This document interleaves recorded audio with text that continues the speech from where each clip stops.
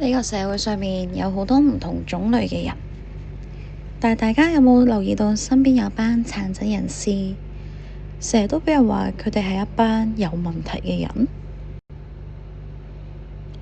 佢哋會俾人話都行唔到路嘅，會俾人話佢哋聽唔到嘢，仲會俾人話佢哋係傻嘅。其實佢哋冇乜問題，佢哋只係 disability。但係佢哋都有好多佢哋嘅 ability。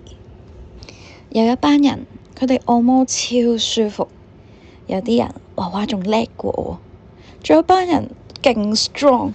有時佢哋只係差一個機會。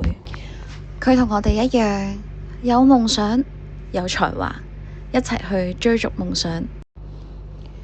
佢哋要嘅並唔係批評，都唔係同情，係同我哋一齊去做我哋一齊會去做嘅事。